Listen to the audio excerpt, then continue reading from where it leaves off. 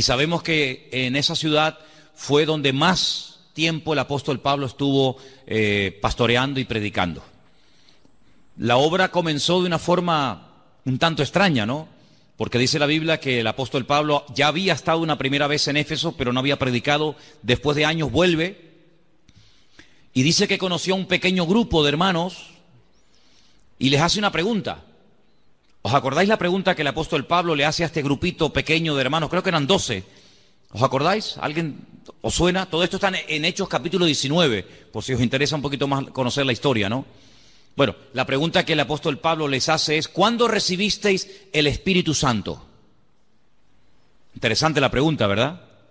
Si yo te la preguntara a ti, ¿tú cuándo recibiste el Espíritu Santo? ¿Tú qué me dirías? Ay, amigo, ¿eh? Como que te da miedo responder, ¿no? Por si acaso te equivocas. Luego no estás muy seguro. Porque si yo te digo ¿cómo te llamas? Tú no dices, Tú sabes que hay gente que cuando le haces una pregunta te dicen, Pero es una forma para pensar la respuesta, ¿no? ¿Cuándo recibieron ustedes el Espíritu Santo? Y ellos dicen, nosotros nunca hemos oído hablar del Espíritu Santo. Yo imagino que ninguno de ustedes me daría esa respuesta, ¿sí o no? Porque ustedes saben quién es el Espíritu Santo, ¿sí o no? ¿Quién es? Ajá. Entonces Pablo le dice, bueno, y si ustedes no saben quién es el Espíritu Santo, ¿ustedes en qué fuisteis bautizados? ¿Cuántos bautismos hay según la Biblia? 1. Unos dicen que no. 2. ¿Cuántos? 1. Oye, ¿os dais cuenta, Hay 7 bautismos mencionados en el Nuevo Testamento. 7. ¿Me podéis nombrar uno? El bautismo de Juan el Bautista. El bautismo en agua, el que practicaban los discípulos, ¿verdad? Bien. El bautismo del Espíritu Santo. Yo os bautizaré en Espíritu Santo y fuego, dijo el Señor. ¿Qué más? Por un mismo Espíritu fuisteis todos bautizados en un cuerpo. Bueno, no es el tema a tratar, pero para que veáis. Entonces, el apóstol Pablo dice, mira, vamos a hacer una cosa con ustedes. Ustedes fueron bautizados por Juan el Bautista hace 25 años atrás. Ustedes se han quedado anclados en el tiempo. Ustedes no han madurado, no han crecido.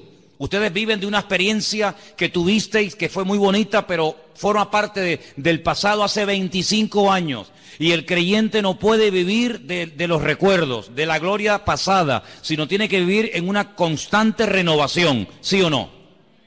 Porque si usted para contar un testimonio o para hablar algo bonito que el Señor hizo en su vida tiene que recurrir a algo que le pasó hace 25 años, quiere decir que usted hoy no tiene nada que contar. Y sin embargo el creyente cada día tiene algo que contar, ¿sí o no? Yo puedo contar testimonio de hace 25 años, gloria al Señor, pero también puedo contar testimonio de hoy mismo, porque Dios cada día nos sorprende y cada día, pues oye, tiene algo nuevo para nosotros, porque Él nos quiere llevar, como he dicho 1.000.000 de veces, de gloria en gloria, y de victoria en victoria, y de bendición en bendición, y de triunfo en triunfo, Entonces, vamos a empezar de cero. El apóstol Pablo dice que los bautiza, y a continuación dice la Biblia que comenzaron a hablar en otras lenguas. Ya había pasado en Hechos capítulo 2, y así empezó la iglesia, con un pequeño grupito de 12 personas. Al poco tiempo, apareció por allí un matrimonio que llegaron a ser unos colaboradores tremendos en el ministerio del apóstol Pablo. Yo doy gracias a Dios por los que colaboran, ¿sabes? Gracias a Dios por los que cantan y por los que predican, todo eso está muy bonito, pero gloria a Dios por los que colaboran, amén. Hace falta gente que colabore en las congregaciones. Las congregaciones crecen en la medida del número de colaboradores que tienen, gente que apoya, gente que a lo mejor no predica, que no se ve mucho lo que hacen o lo que dicen, pero ahí están, sustentando, protegiendo, apuntalando la obra del Señor, ¿verdad? Y por allí apareció Priscila y Aquila.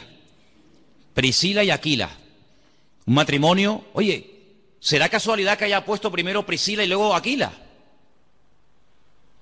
¿O se equivocó el autor del libro de los Hechos cuando lo puso? ¿No tenía que haber puesto primeramente a Aquila y luego a Priscila? Tú fíjate cómo no hay casualidades, que cuando empieza el primer viaje misionero, El primero dice que iba Bernabé y Saulo o Pablo. Pero más adelante dice que iba Pablo y Bernabé. Esto tiene una razón de ser. Priscila y Aquila se dedicaban al mismo oficio del apóstol Pablo. Y ahora, si yo les explicara lo que realmente significaba, lo que realmente era hacer tiendas de campaña, no tiene nada que ver con lo que la mayoría de las veces nos hemos imaginado. El apóstol Pablo era fabricante de talit, y por eso él tenía tanto acceso a las sinagogas de los judíos, y por eso era tan bien recibido, ¿verdad? Pero bueno, vamos a dejar eso a un lado. La cuestión está en que tiene a Priscila y Aquila como colaboradores de la iglesia en Éfeso. Al poco tiempo aparece Tíquico. Al poco tiempo se une al equipo ministerial Timoteo. Y mira tú por dónde. ¿Sabes quién estaba de miembro en la iglesia de Éfeso? El apóstol Juan. Sí, el que escribió el Apocalipsis, el Evangelio, allí estaba. ¿Pero con quién estaba? ¿Con quién estaba Juan? No, tampoco. Estaba con una mujer muy importante. Estaba con María, la madre de Jesús, ¿o no? Porque en la cruz el Señor le dijo: Juan, ahí está tu madre, mujer, ahí está tu hijo. Y Juan se la llevó a su casa. Y la historia secular cuenta que durante muchos años María y Juan, el amado, eran miembros de la iglesia de Éfeso, en la que Pablo estuvo 2 años. El día de la despedida, cuando Pablo dijo: hermanos, mi tiempo aquí se ha terminado, me tengo que ir a otro lugar. El día de la despedida dice que reunió a los ancianos de la iglesia y les dijo: hermanos, sabéis cómo entré y sabéis cómo me voy. No le debo nada a nadie. Sabéis mi trabajo, sabéis lo que he hecho, sabéis lo que hice, pero agárrate lo que dice. Yo sé que el día que yo me vaya, de entre vosotros, no le está hablando a inconversos, no le está hablando a gente que pasaba por la calle y entraron, sino a los ancianos, a los líderes de la obra, les dice: yo sé que el mismo día que yo me vaya se levantarán de entre vosotros lobos rapaces que no perdonarán al rebaño. Increíble. No se habían levantado durante el tiempo de Pablo, porque claro, Pablo los tenía como a raya, ¿no? Pero en cuanto se creara esa especie de vacío, se iban a levantar personas con falsas enseñanzas, con falsas doctrinas. Pero Pablo había estado 2 años, hermanos, 2 años predicando de noche y de día, casa por casa, uno por uno. 2 años el mejor predicador de la época, un apóstol de Jesucristo, 2 años enseñando sana doctrina, y el día de la despedida dice: yo sé que ustedes van a contaminar la iglesia, porque ustedes son como lobos rapaces que van a esperar que yo me vaya para hacerse con el rebaño. Y entonces, ¿qué es lo que hace Pablo? Le dice a Timoteo: Timoteo, quédate aquí. Y comienza a corregir todas las barbaridades que van a comenzar a enseñar a esta gente. Comienza a exhortar: dedícate a la lectura, predica a tiempo y fuera de tiempo, que nadie tenga en poco tu juventud. Y le escribe no 1, 2 cartas le escribe a Timoteo para que él tenga material para enfrentarse a la dura lucha que va a enfrentar en Éfeso. Dicho sea de paso, en Éfeso a Pablo lo apedrearon y lo dieron por muerto. Sabéis que Pablo, cuando le escribe la carta a los Corintios, hay un momento en el que él da una lista de todos los padecimientos, de todos los sufrimientos que él ha ido experimentando a raíz de servir al Señor. Dice que fue apaleado, fue, apedreado, encarcelado, torturado, en fin, una barbaridad. Y dice: y en Éfeso peleé contra fieras. Probablemente lo lanzaron a la arena del circo romano y se lanzaron leones contra él, pero Dios lo protegió. Y en Éfeso a Pablo lo apedrearon. Y dice, y lo sacaron fuera de la ciudad y lo dieron por muerto. Y probablemente a Pablo el Señor lo resucitó en la ciudad de Éfeso. ¿Qué te parece? Y en ese lugar es donde Timoteo se queda. Y en ese lugar es donde él empieza su primera experiencia en el ministerio como pastor. Y en el capítulo 6... porque Pablo le da muchas instrucciones acerca de cómo tienen que comportarse los supuestos pastores, los diáconos, las mujeres, las solteras, las viudas, etc. En el capítulo 6, yo voy a leer a partir, si queréis, del versículo 3, unas palabras muy interesantes del apóstol que dice así: Si alguno enseña otra cosa y no se conforma, si no se sujeta a las sanas palabras de nuestro Señor Jesucristo y a la doctrina que es conforme a la piedad o a la santidad, está envanecido y nada sabe. Delira acerca de cuestiones y de contiendas de palabras, de las cuales nacen envidias, pleitos, blasfemias, malas sospechas, disputas necias de hombres corruptos de entendimiento, privados de la verdad, que toman la piedad como fuente de ganancia. Apártate de los tales. Pero gran ganancia es la piedad acompañada de contentamiento, porque nada hemos traído a este mundo y sin duda nada podremos sacar. Qué gran verdad, ¿eh? Así que, teniendo sustento y abrigo, estemos contentos con esto. Qué diferente la filosofía de vida de un cristiano, de un hijo de Dios, a la filosofía del mundo en la actualidad, ¿verdad? Teniendo comida, sustento y abrigo, dice, tenemos que estar contentos, no decir, bueno, vale, no, contentos. No resignados ahí, bueno, contentos, hermano, gozándonos en el Señor. Solamente con eso, con el sustento y con el abrigo, sí, pero no es que no tengo esto, no, es que eso no es necesario para la vida.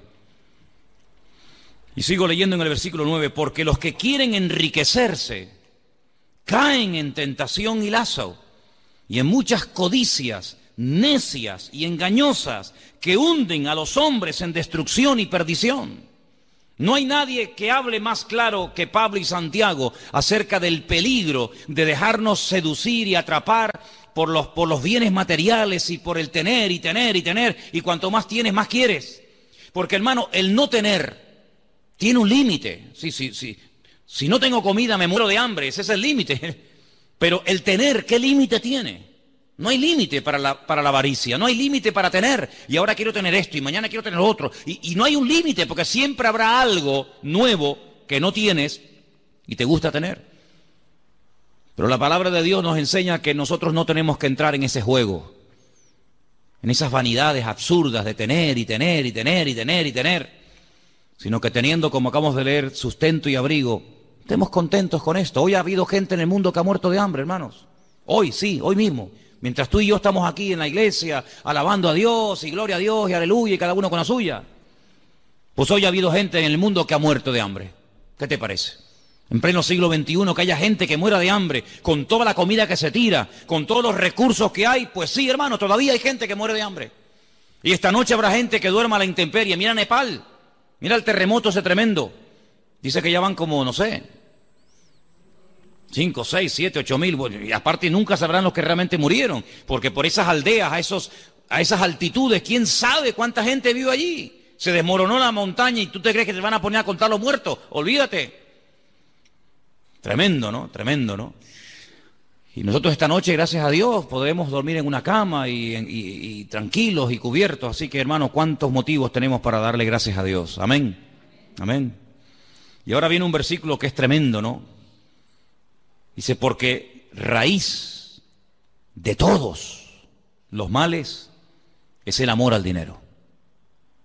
Fíjate que no menciona el dinero, sino el amor al dinero, que es otra cosa.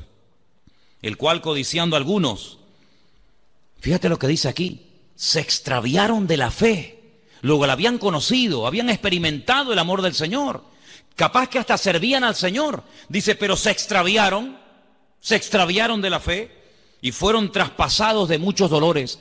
¿Sabes que en la segunda carta, la segunda carta que Pablo le escribe a Timoteo, él dice que cuando lo sacaron de la cárcel para hacerle el juicio, bueno, le hicieron varios, ¿no? Pero dice, la primera vez que lo juzgaron, la primera vez que le tomaron declaración, dice, yo estuve más solo que la una, nadie estuvo a mi lado.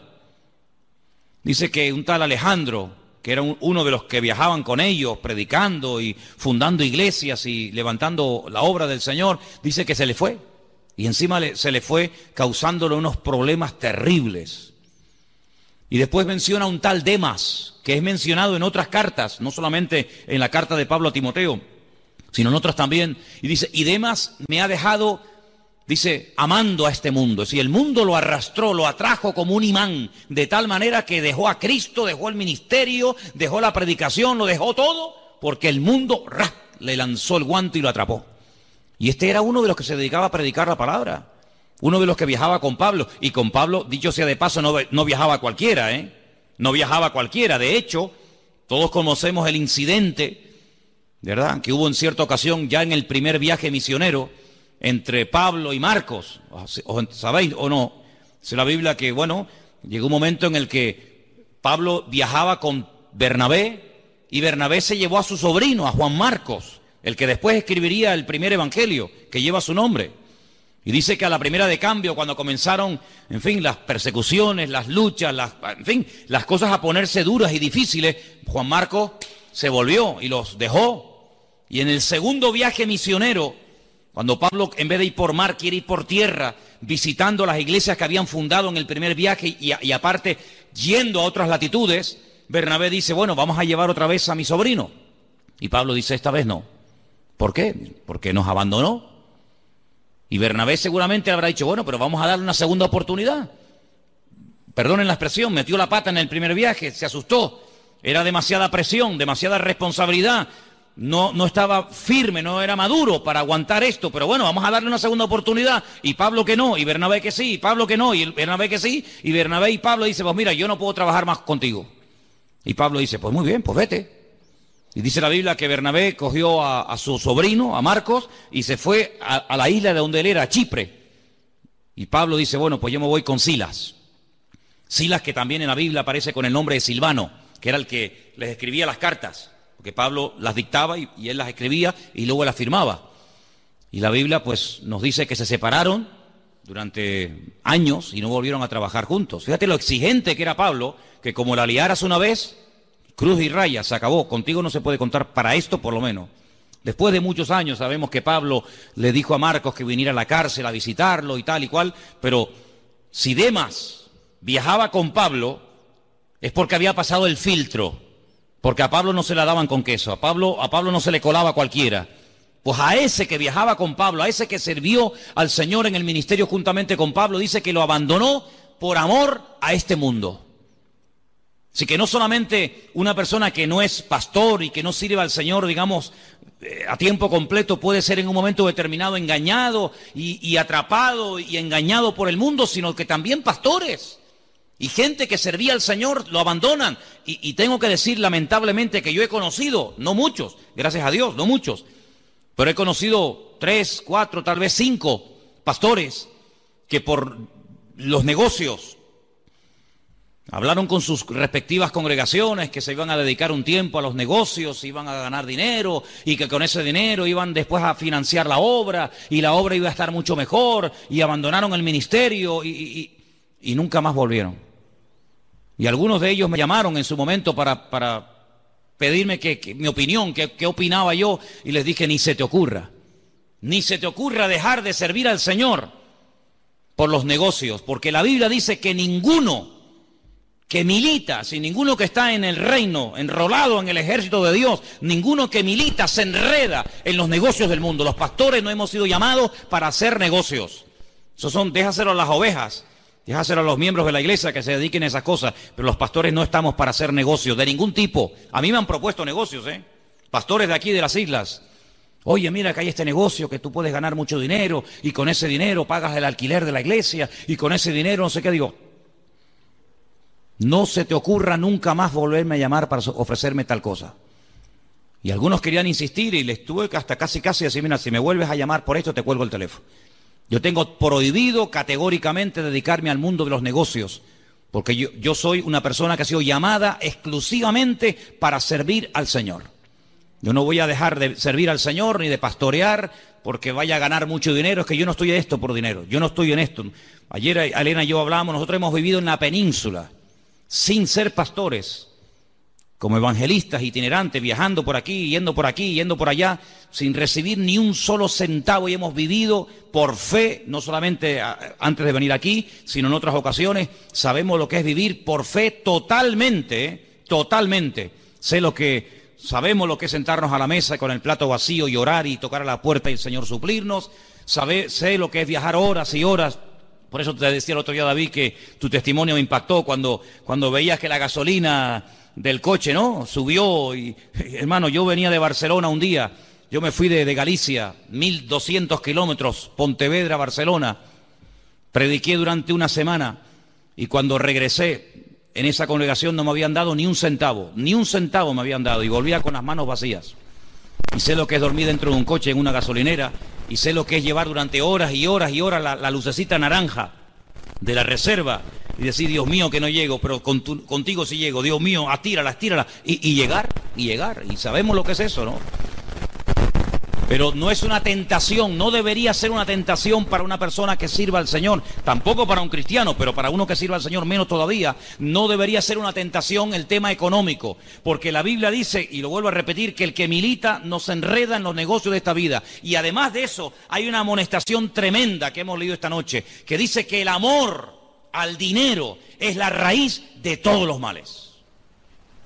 Por amor al dinero se deja el ministerio, por amor al dinero se deja de venir a la iglesia, por amor al dinero se deja de servir al Señor, por amor al dinero se hacen guerras, se viola, se mata, se asesina, se hacen injusticias, por amor al dinero se hacen barbaridades. Y si no miren el país en el que vivimos, ¿qué es lo que lo ha destruido? El amor al dinero, el amor al dinero. Y ahora le están pidiendo a la pobre gente que lleve su DNI deprisa y corriendo al banco, porque si no te bloquean la cuenta y no sé qué, no sé cuánto. ¿Y por qué no se lo han pedido a todos estos sinvergüenzas ladrones que han robado millones y millones y saben que han robado y no van a devolver ni un centavo?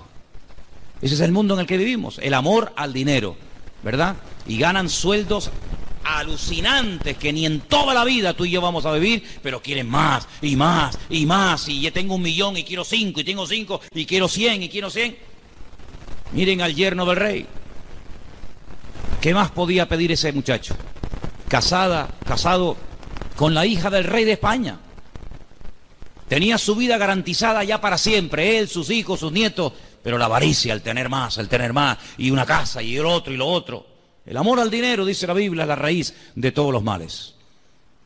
Y nosotros no tenemos que entrar en ese terreno, porque es un terreno tremendamente peligroso. El poder y el dinero corrompen a la persona si no está bien parada, si no está bien arraigada en las cosas del Señor. Mire, el hombre más sabio de la tierra,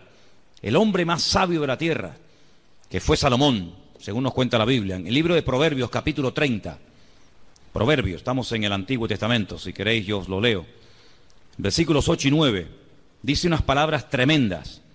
Bueno, se ve que él sabía la teoría, pero luego la práctica le costó un poco llevarla a la práctica, ¿no? Pero bueno, por lo menos la teoría la escribió y la sabía.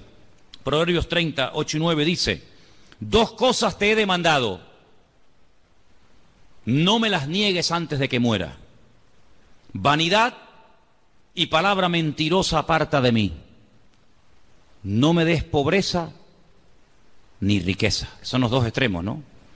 Manténme del pan necesario, no sea que me sacie y te niegue y diga, ¿quién es Dios? ¿Quién es Dios? O que siendo pobre hurte y blasfeme el nombre de mi Dios. Ahí la sabiduría le funcionó y él sabía perfectamente que tanto un extremo, la miseria, la pobreza, como la superabundancia, son 2 peligros que terminan matando y destruyendo la vida del hombre. La pregunta que yo les quería hacer esta tarde acerca de este tema es, ¿se puede en la iglesia, o mejor dicho, habla la Biblia del tema del dinero?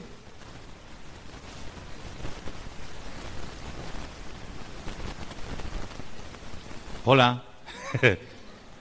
Hemos mencionado un versículo donde aparece la palabra dinero, ¿sí o no? Claro que la Biblia habla de este tema. ¿Saben por qué? Porque tal vez a lo mejor tu problema no sea la enfermedad. Tal vez tu problema no sea tu matrimonio. Tal vez tu problema no sean los nervios, o la depresión, o cualquier otra situación de la vida. Pero tarde o temprano el tema económico de alguna manera u otra nos va a afectar a todos, ¿sí o no? A todos nos va a afectar, porque vivimos en un mundo donde hay un sistema creado por el hombre. Y en ese mundo vivimos, aunque no somos de este mundo, estamos de paso, pero por vivir en este mundo, cuando llega final de mes, tenemos que pagar, los que tengan casa en propiedad, su hipoteca, los que vivimos de alquiler, nuestro alquiler. Cuando llega el recibo de la luz hay que pagarlo con dinero. Cuando quieres poner gasolina en el coche hay que utilizar dinero. Cuando quieres comprarte un par de zapatos porque te hacen falta tienes que utilizar dinero. Cuando quieres llamar a tu familia que está en el otro punto de la tierra tienes que pagar con dinero. En fin, todo hoy en día gira en torno al dinero. Y con el dinero se pueden hacer muchas cosas buenas, claro que sí. Con el dinero se pueden abrir iglesias, se pueden comprar Biblias, se puede comprar cosas para ayudar a la gente. Habéis visto en la pantalla, habéis visto lo que se hizo en su día, gracias al Señor, con el dinero que entraba, se pudo comprar un terreno donde hoy en día hay niños huérfanos, ¿verdad? Que si no fuera por la ayuda que reciben estarían por las calles tirados como perros, muertos de hambre, o sabe Dios qué, ¿verdad? Con el dinero se pueden hacer maravillas, pero también se pueden hacer auténticas barbaridades.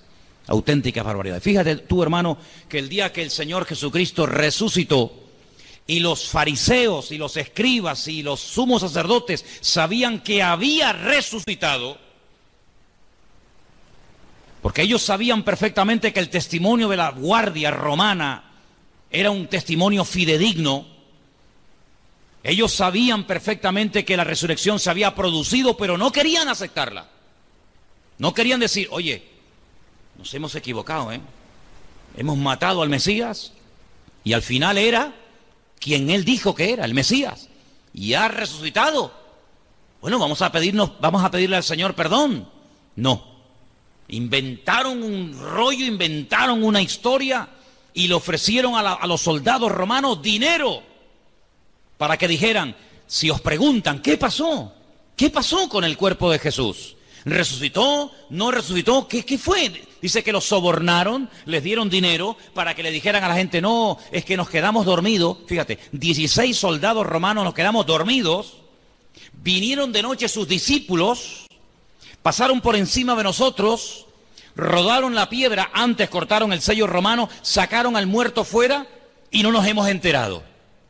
Y dice, y este dicho llega hasta el día de hoy. Es decir, que cuando se escribieron los evangelios todavía corría la bola en el mundo de que era mentira que Jesús había resucitado, sino que sus discípulos robaron el cuerpo y fue todo por un soborno con dinero. Entonces, con dinero se pueden hacer maravillas y con dinero se pueden hacer auténticas barbaridades. Porque el dinero es un instrumento, es un buen siervo, pero es muy mal amo, es tremendamente cruel. Si lo usas, será una bendición. Si te usa, te destruirá. Si lo usas adecuadamente, si lo administras, si lo canalizas para el fin por el cual Dios te lo dio, será una bendición. De hecho, el martes en la clase de discipulado pusimos en una pizarra las listas, las 2 listas que hay en el Nuevo Testamento de lo que llamamos los dones del Espíritu Santo, que están en Romanos capítulo 12 y Primera de Corintios capítulo 12, y uno de los dones es el don de repartir. Si la persona que Dios le provee, la persona que Dios lo prospera, pero que tiene claro que es como una herramienta que Dios le da, como a mí me da la herramienta de la predicación, pues a otros le da la herramienta de los recursos para que pueda el Evangelio correr y no se detenga la obra. Eso es un don. Eso es un don que no todo el mundo tiene. Porque no significa que porque una persona tenga muchos recursos, tiene el don. Pero hay un don en la Biblia. Y tenemos que pedirle al Señor el don de la generosidad. ¿Cuántos dicen amén? El don de la generosidad, porque eso es el don de repartir. Ser generoso, abrir la mano y cubrir las necesidades de la obra. Es un don, como el hablar en lenguas, como interpretar mensajes, como profetizar y como otros dones así que nos llaman mucho la atención. Pues hay un don que es el de servir, otro que es el de organizar o presidir, otro que es el de hacer misericordia, ¿verdad? Todo lo que tiene que ver con la obra social, etcétera. Y hay un don que es el de repartir. ¿Repartir qué? Pues lo que Dios te da, mijo. Lo que Dios te da, ¿para qué? Para ti, no. Para ti también, pero sobre todo para repartir, para que haya igualdad en el cuerpo de Cristo. Eso dice la Biblia. Eso es lo que dice la palabra de Dios. Por lo tanto, el dinero como instrumento es muy poderoso. Tú imagínate que tuviéramos ahora 100.000 euros, 200.000 euros, por ejemplo, en la cuenta de la iglesia.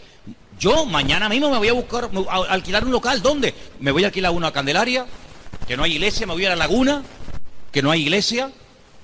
La Laguna, 200.000 habitantes. Ciudad universitaria. donde hay miles y miles de jóvenes, incluso que vienen de otras islas.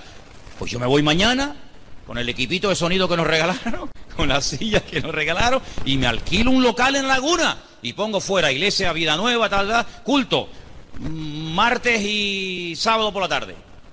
Aquí, jueves y domingo por la tarde. Y en Candelaria, lunes y viernes. Y predico todos los días, yo no tengo problema en eso, a mí me encanta eso. Sí, pero vete a alquilar un local en Candelaria. Te van a pedir 2 meses, el mes de no sé qué, el mes de fianza. Si tuviéramos recursos, madre mía, y nos iríamos a otras islas. Y le pagaríamos la universidad a algún hermano de la iglesia. Por ejemplo, tenemos el caso, perdone si no nombro a otro, pero es el primero que me viene a la cabeza. Esta chica, ¿cómo se llama? Leana. No le dieron la beca y tuvo que dejar sus estudios universitarios. Porque no le dieron a la pobre la beca. ¿Y cuánto era la beca? Pues nada, tampoco estamos hablando de millones. Si la iglesia tuviera recursos, becaba a los jóvenes para que fueran jóvenes todos universitarios. Y si la iglesia tuviera recursos, pues construiríamos casitas, haríamos un barrio cristiano, o aquí en este edificio que hay 7 pisos vacíos, 7 pisos vacíos. Yo hoy estaba en mi casa y miraba y decía, Señor, encima de nuestra iglesia hay 7 departamentos vacíos. Aquí al lado, pared con pared, tenemos un local tan grande como este, que si tuviéramos recursos, yo alquilaba los 7 pisos y alquilábamos el local de al lado. ¿Para qué? No sé, haríamos otro rastro, haríamos un salón para los jóvenes, un salón social para dar de comer. No se cerró la puerta en el albergue, pues aquí ahora vamos a poner un comedor social para todo el mundo. Sí, pero ¿cómo lo hacemos? ¿Cómo lo hacemos? O sea, están pidiendo 1.000 euros de alquiler por este local. Y por poco que pidan van a pedir 300 o 400 euros por cada piso. Si tuviéramos 7 podríamos ayudar a las familias necesitadas de la obra. Con dinero, hermanos, se pueden hacer maravillas. Iglesias, financiar pastores, abrir centros de rehabilitación, lo que quieras, pero si no hay dinero, pues hay que conformarse con lo que hay. Pero fíjate el mundo cómo utiliza para lo malo sus recursos. Y la droga, el dinero y los miles de millones que producen, ¿para qué? Para guerras, para derrocar gobiernos, para matar gente, para matar criaturas, para secuestro, para violar. La raíz de todos los males es el amor al dinero. Por eso tenemos que orar al Señor, y hermano, y no es pecado hacerlo. Orar para que Dios nos dé recursos, no solamente recursos humanos, sino también recursos materiales. ¿Cuántos dicen amén? Yo me acuerdo cuando vinimos de un viaje de África y nada más entrar por la puerta de la iglesia en el puerto de la Cruz, me acordaré toda mi vida como si fuera ahora. Habían allí dos hermanas de visita. Claro, cuando uno venía de África, imagínate cómo venía. Vienes encendido de África, ¿no? Viendo la necesidad, viendo la basura, viendo a los chiquillos. Veníamos de allí locos y querías meter a todo el mundo en la visión de África. Y estaba allí una señora y nada más terminar el culto me dice, ¿me deja su número de cuenta? Y le dije, ¿para qué? Pensé que me iba a pedir algo. Si no, porque quiero dar una ofrenda a la iglesia. Digo, entonces usted necesita la cuenta de la iglesia, no la cuenta mía. Eso, la cuenta de la iglesia. Digo, mira, ahí está Armando, me acordaré que estaba allí. Digo, háblese con ese hermano que está ahí. Él le da el número de la cuenta de la iglesia. Y dio 10.000 euros. Que no ha sido la ofrenda más grande que han dado aquí, ¿eh? Porque aquí una vez un hermano dio 5 millones de pesetas, ¿eh? Cuando empezamos, un hermano de aquí dio 5 millones de pesetas y a la semana otro dio 2.700.000 pesetas. Cuando empezamos aquí hace 14 años. Y con ese dinero, pues se compró el terreno, se comenzó a construir. Después vino un hermano que ya no se congrega aquí, que dio un día 5.000 euros. Me fui un día a predicar a Madrid y salía del baño y se me acercó una hermana y me dijo, tenga hermano, para los niños de África, y me dio 1.000 euros. Y fue una cosa increíble. Con dinero, hermanos, se pueden hacer maravillas. Maravillas, sinceramente. Y tenemos que orar al Señor, que el Señor levante obreros, pero obreros que podamos después ayudarlos y podamos sustentarlos y que se dediquen, como yo creo que tiene que ser dedicado un obrero, a tiempo completo y que tenga sus recursos y que tenga sus necesidades cubiertas. ¿Para qué? Para que tenga 24 horas al día dispuesto para servir al Señor. Y tenemos que orar y Dios lo puede hacer. ¿Cuántos dicen amén, hermanos? Dios lo puede hacer. Yo creo que una de las cosas que el diablo está tratando de controlar a toda costa son las finanzas y los recursos, para que los creyentes no levanten cabeza y para que las iglesias sean cabeza en vez de ser cola, como dice la palabra que tienen que ser. Y a mí me da mucho dolor cuando veo hermanos que tienen, para que seamos cabeza y no cola, ¿no? Lo dije al revés, perdón. Menos mal que ustedes ya saben de la Biblia. Que ya pueden corregir al pastor. Fíjate qué maravilla, ¿eh? Qué nivelazo, ¿eh? Tremendo, ¿eh? Entonces, hermanos, tenemos que orar que Dios supla recursos, hombre. Imagínate que pudiéramos alquilar ese local, no sé, en La Laguna, en Candelaria o en Güímar o donde fuera. Bueno, a alguna pareja ahí de la iglesia que esté dispuesto a ir allí. Venga, mandamos a fulano y a mengano. Sí, ¿cómo los mandamos? ¿Con una mano delante y la mano detrás? ¿Cómo los mandamos? Habrá que comprarles un cochecito, alquilarles un piso, pagarles el primer año los gastos de la obra hasta que la iglesia crezca. ¿Cuántas maravillas se pueden hacer con recursos, hermanos? Y tenemos que orar para que en el nombre de Jesús las riquezas o las necesidades materiales de la obra no frenen el avance del Evangelio, no frenen el avance del Señor. Y yo creo que si tenemos fe y oramos, el Señor va a hacer milagros entre nosotros. Porque nuestro Dios es un Dios de milagros. Pero hay algo, hermanos, que yo tengo que decirlo. Y no lo digo con doble intención, porque líbreme Dios. Lo digo con toda sinceridad. Mire, hermano, si nosotros somos fieles, aunque seamos 4, no me importa el número. El número no tiene nada que ver con esto. Si nosotros somos fieles con nuestro Dios, en lo que nos corresponde como cristianos dar, Dios va a respaldar su obra. Porque dice la Biblia, y quiero leer ese versículo esta tarde, porque la Biblia, claro que habla de economía, pero de economía sana, no de economía corrupta como está en las calles, sino de una economía correcta, sana, justa. En el libro de Malaquías, que en su Biblia está en el último del Antiguo Testamento, hay un versículo que yo sé que tú conoces de memoria, pero yo te lo voy a leer. Está en capítulo 4 de Malaquías. 3, perdón. Cuando uno deja su Biblia y coge otra, ¿verdad? En la otra Biblia mía hago así, pum, y lo encuentro enseguida. Cuando uno cambia de Biblia parece que nos cuesta más conseguir las cosas, ¿no? Pero hablando acerca de las ofrendas, hablando acerca de los diezmos. ¿Me ayudáis? Es el 10, pero sí, 3, sí, perdón, ya está, sí, 3:10, perdón, sí. Es que en la otra Biblia tengo ese versículo a la izquierda y en esta está a la derecha. Capítulo 3 de Malaquías, verso 10. Bueno, si quieren arranco desde el... pasa que es muy fuerte el 9, no sé si les va a gustar que lo lea. No sé qué hacer. Yo iba a leer el 8, pero es que el 8 es peor. Ay, mi madre. Ahora me metí en un follón. Ahora me metí en un lío. ¿Puedo leer el 8? Tú eres el que me estás diciendo que lo lea, ¿eh? ¿Robará el hombre a Dios? Y tú dices, ¿cómo va a robar un hombre a Dios? ¿Se puede robar a Dios? Bueno, vamos a seguir leyendo. Vosotros me habéis robado. Y dijisteis, ¿en qué? ¿En qué te hemos robado a ti? Y dice el Señor, en vuestros diezmos y en vuestras ofrendas. Yo te dije que el versículo era muy fuerte, ¿eh? Yo te dije que el versículo era tremendo. ¿Me dejáis leer el 9? Bueno. Malditos sois con maldición, porque vosotros, toda la nación, me habéis robado. Claro, tú lees esto y tú dices, madre mía, qué tremendo, ¿no? Así que esta gente, si lees el contexto, sembraban, apenas cosechaban, todo les iba mal, estaban bajo maldición, según hemos leído, porque Dios les dice en el versículo 8, me habéis robado en esto y en esto. Y las consecuencias las estáis sufriendo. Así de claro. La pregunta es, ¿hay solución?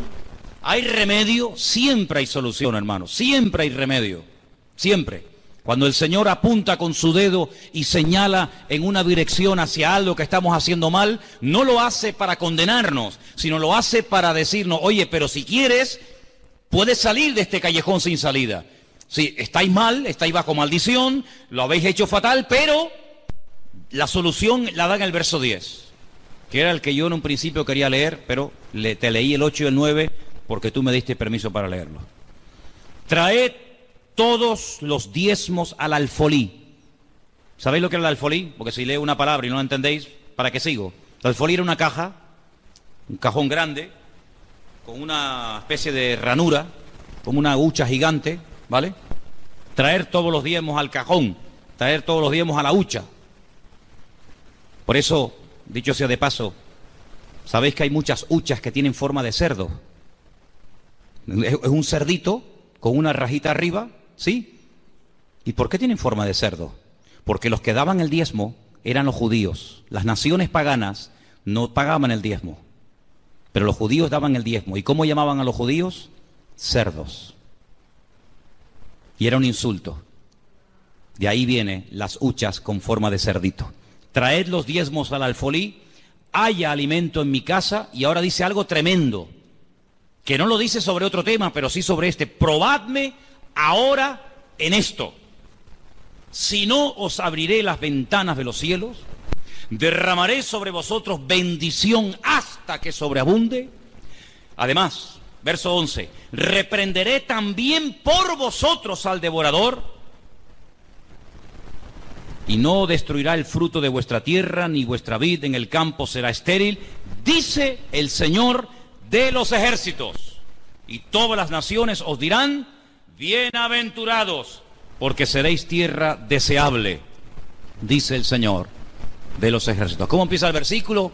Malditos sois con maldición, mira cómo os va la vida, mira la situación en la que estáis. ¿Cómo termina la historia? Seréis la envidia de las naciones, tierra deseada, tierra bendecida, tierra prosperada. ¿Por qué? Porque cuando ustedes escogen un camino donde ustedes son los que ponen las normas, donde ustedes son los que me estáis mirando a mí, ¿verdad? Estáis mirando a mí, al que predica. Siempre se mira al que predica, no al que entra ni al que sale. Cuando una persona hace su voluntad, cuando una persona hace las cosas a su manera, pues las consecuencias son terribles. Cuando una persona escoge el camino del Señor, obedece al Señor, cumple su palabra, dice aquí que se llegarían a ser una nación deseable para todas las naciones. Vete al Oriente Medio, vete a Irak. ¿Cómo está Irak? Es una pena, un desastre. Vete a Siria, ¿cómo está? Desastre. Vete a todos esos países. ¿Cuál es la ciudad, el país más bendecido de Oriente Medio? Donde los limones son así de grandes, así de grandes. Donde hay bendición, donde hay prosperidad, donde no hay paro, donde no hay analfabetismo, donde buscan gente porque hay trabajo y trabajo de sobra. ¿Cuál es la ciudad, el país más bendecido y más próspero de Oriente Medio? El más chiquito de todos, el más pequeñito. Arabia Saudita, no señor. Dubái tampoco. ¿Cuál es el país más bendecido? El pueblo de Dios, el pueblo de Israel. Por eso es la envidia, por eso todos quieren destruirlo, por eso todos están contra él, por eso todos van en contra. ¿Por qué? Porque la bendición de Dios levanta envidia. Porque la bendición de Dios, el respaldo del Señor, pone furioso al enemigo. Cuando tú no produces envidia en el enemigo no se mete contigo. Cuando tú eres una persona bendecida, cuando el gozo del Señor es tu fortaleza, cuando el Señor te va abriendo puertas, todas aquellas personas que dicen que no creen en Dios, en lo más profundo de su corazón te tienen envidia y celos. ¿Por qué? Porque ven el respaldo del Señor sobre tu vida. Fíjate qué curioso, te voy a poner un ejemplo. Un esclavo, un muchacho que no lo quieren ni sus hermanos, sus propios hermanos carnales ni lo quieren, no lo pueden ver en pintura, le han puesto un mote.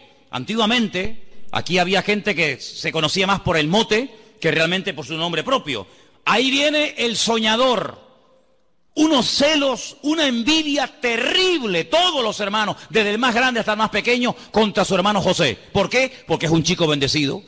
Porque es un chico que tiene comunión con el Señor, Dios le habla, Dios le da sueño, Dios le da revelación, y la envidia, te vuelvo a repetir, siempre despierta envidia y celos en la gente que te rodea.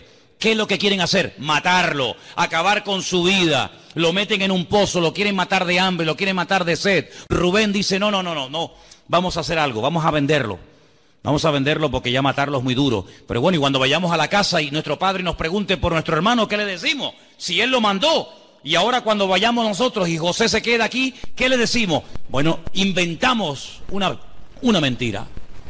Le quitamos la ropa, que era una ropa de colores que él llevaba, la teñimos con sangre de un animal y le decimos a nuestro padre que José ha sido despedazado por una fiera del campo y ha muerto. Fíjate qué crueles. Ni uno dijo, no hagamos eso. ¿Cómo le vamos a decir a papá eso? Y un año, y otro año, y ninguno hablaba, todos callados como zorros. Y José, el pobrecito, allí más solo que la una en Egipto. Pero dice la Biblia que el Señor estaba con José. ¿Cuántos dicen amén? La Biblia no dice, pero el Señor estaba con Rubén, el Señor estaba con Neftalí, el Señor estaba con Gad o con Aser. No, el Señor estaba con aquel que aparentemente era el que peor estaba. Solo, abandonado, tirado allí como un perro en Egipto, sin entender ni papa, porque él hablaba hebreo, allí se hablaba en el idioma de los egipcios, árabe, él no entendía nada, sin padre, sin madre, sin comérselo ni bebérselo, más solo que la una. Lo compra un señor llamado Potifar. Y se da cuenta que este muchacho es distinto. Se da cuenta que este joven es diferente. Siembra y hay unas cosechas alucinantes. Organiza el ganado y el ganado es sano, robusto y fuerte. Donde pone la mano José, dice, allí estaba la mano de Dios. José es un hombre próspero porque tiene comunión con el Señor. Claro, la envidia y los celos, ¿de qué venía? De la unción y de la bendición de Dios que había sobre su vida. Entonces, amados hermanos, te das cuenta cómo cuando una persona es bendecida, cuando una persona tiene algo que decirle al mundo, la gente te preguntará y la gente se te acercará. Pero si vamos por la vida quejándonos, si vamos por la vida lamentándonos, ¿qué te van a preguntar a ti? ¿Para qué se te van a acercar a ti si ya poniendo la televisión nos ponen la cabeza así todos los días? Pero ¿a quién se van a acercar? A la persona que vive en este mundo, pero es diferente. Ríe, canta, danza, baila, honra al Señor. ¿Por qué? Porque aunque vive en este mundo, no es de este mundo. Y eso es lo que la gente tiene que ver en ti y lo que tiene que ver en mí. Pero no lo van a ver aquí dentro, porque aquí de la gente en la calle prácticamente no entran porque les da miedo. Pero cuando salgas de aquí, ya verás compañeros de trabajo, compañeros de instituto, compañeros de clase, vecinos, amigos, familiares. Es ahí donde tienes que marcar una diferencia y hablar diferente y hablar distinto, decir, Dios está con nosotros, pero en palabras y en hechos. ¿Cuántos dicen amén? Pero para eso tenemos que hacer lo que nos corresponde. Esto no es tocar un botón y ya está, no. Acá hay una parte humana que cuando nosotros la hacemos, Dios dice que hace así y abre las ventanas de los cielos, derrama bendición hasta que sobreabunda y además Él se encarga de reprender al devorador. Y yo pregunto, ¿y quién es ese señor? ¿Quién es el devorador? El diablo. Bueno, pues yo veo cristianos que están todo el día reprendiendo al diablo. Todo el día están reprendiendo al diablo. Pero si el Señor dice, pero si tú haces tu parte, el que lo voy a reprender voy a ser yo. ¿Y a quién le va a hacer más caso el diablo? ¿A ti o a Dios? Fíjate tú que Miguel es el arcángel más poderoso que jamás Dios ha creado. Y cuando Satanás vino a pelear contra él porque quería el cuerpo de Moisés, ¿qué dijo Miguel? Que el Señor te reprenda, porque como te reprenda el Señor, tú no aguantas ni una décima de segundo. Pues ya está. Pues entonces en vez de hacer tú la parte de Dios y querer que Dios haga tu parte, hazlo al revés. Haz tú tu parte como cristiana, como hermano, como hijo de Dios, y deja al Señor que se encargue de lo que tú no puedes hacer y vas a ver resultados tremendos, pero siempre detrás de la obediencia. Y quiero recordarte el versículo con el que empezamos en esta noche. La raíz de todos los males es el amor al dinero. Tú amas el dinero, como ames el dinero, tienes un problema.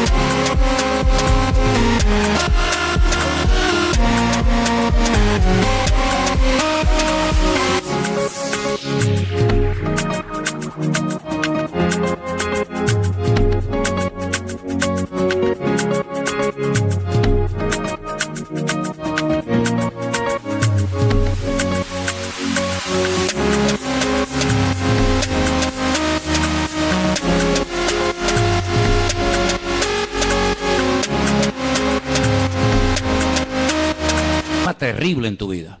El dinero tienes que usarlo porque es un instrumento que tiene que ser tu siervo, tiene que estar para tu servicio y no tú para el servicio del dinero, porque entonces eres hombre muerto, nunca te va a llegar nada.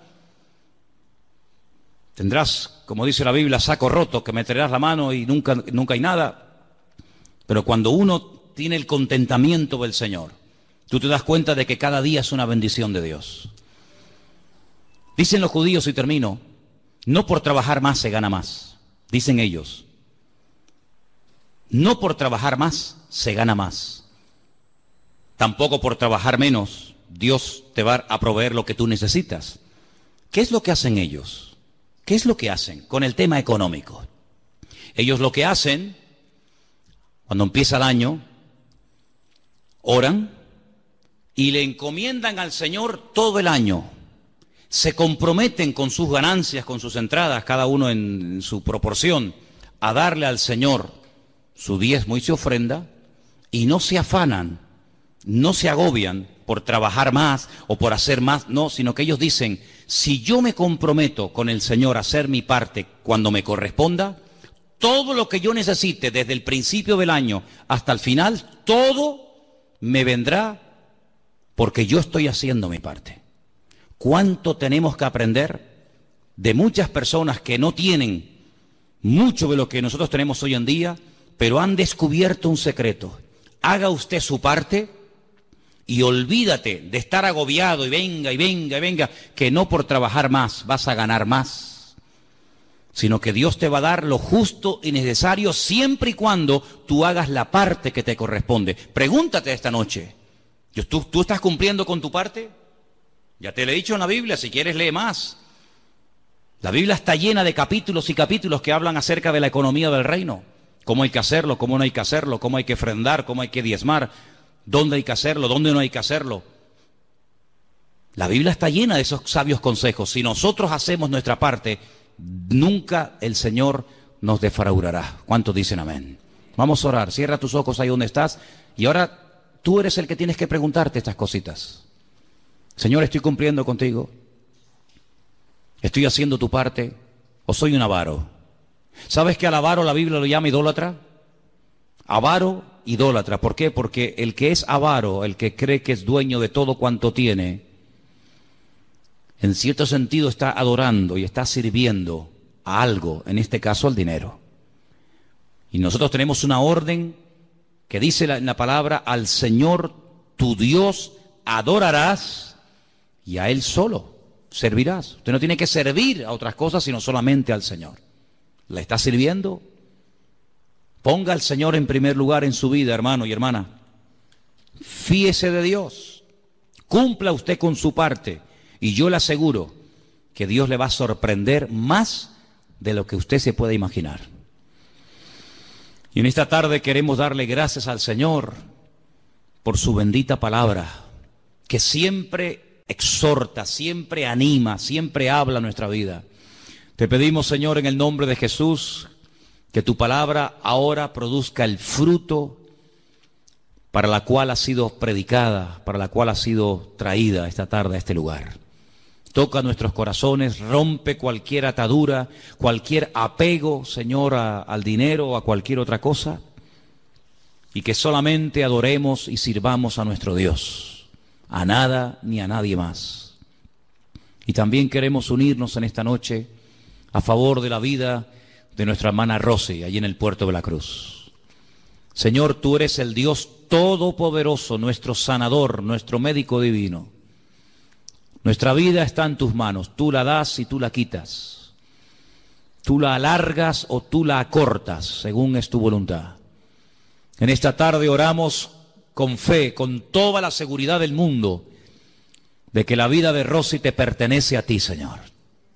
Ella te ama, ella te sirve, ella te honra, y pedimos que tu nombre sea glorificado en esta situación. Este es un momento para que tú seas glorificado, Señor. Y en el nombre de Jesús declaramos la bendición de Dios sobre la vida de nuestra hermana en esta tarde.